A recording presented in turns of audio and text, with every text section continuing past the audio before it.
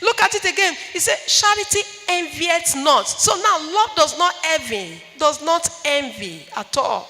Love does not envy. There's this my daughter in the Lord that I'm proud of. Praise the Lord. You will not understand her story very well.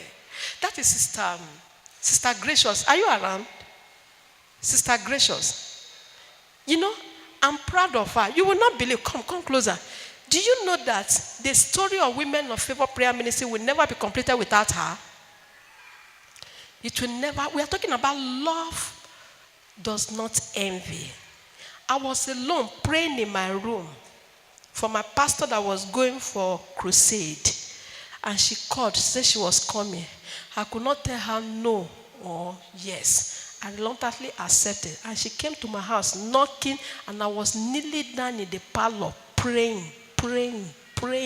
And she knocked, and I closed my eyes. And I went there, opened the door. I gave her the key so that she can use it to open the door. I opened the padlock on the gate. I gave her the key, and she opened the door. She came. She met me praying, and she joined me praying. That is the story of Women of Favor up to today. She met me praying. But as you see her, she does not envy me. She respects me. You know, I don't know whether you are getting the point. We are talking about practical Christianity. This is somebody that met me when I was known as Mommy Stella in the environment. I was known as Mommy Stella. She met me as Mommy Stella, but today she's calling me Mommy. When we are going anywhere, she carries my bag. She respects me. She tells the whole world, say, this is my mother in the Lord. But do you know she's a co-founder of Women of Favor? Oh, wait, don't clap your hand yet. She's a co-founder of Women of Favor. But when she comes, she sits down with humility, gently. She doesn't brag herself up and say, now we found here. She's a co-founder. Yes, I was praying alone. What makes it a ministry was because we became two. The Bible says, where two or more gathered in my name, then will I be in their midst. So I was alone praying, and she came. She met me praying. She knelt down. She began to pray. She don't even know what I was praying. But at then, the Holy Spirit began to speak through me.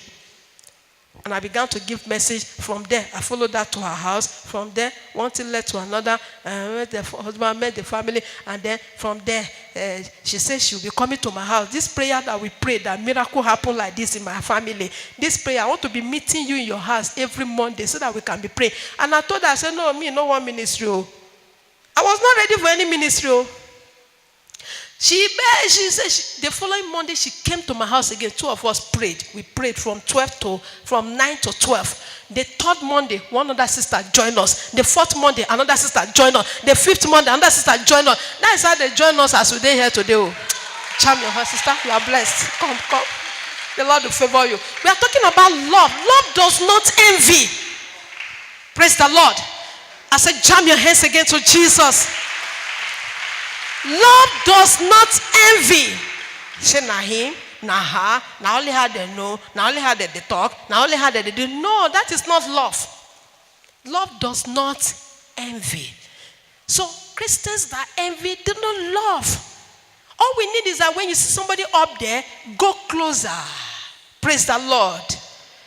You know, anointing is contagious. Aspire, when you see someone in the car, don't say all these thieves, all these 419, all these Yahoo boys, all this prostitute, all this.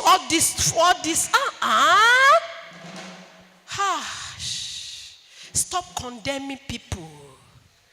When you see people up there, aspire to be like them.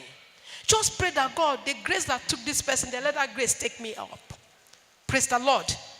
Love does not envy. Drop envy. Praise the Lord. Tell your neighbor, drop envy. It's like I'm going deeper today. Am I going deeper? Should I continue? Am I offending somebody?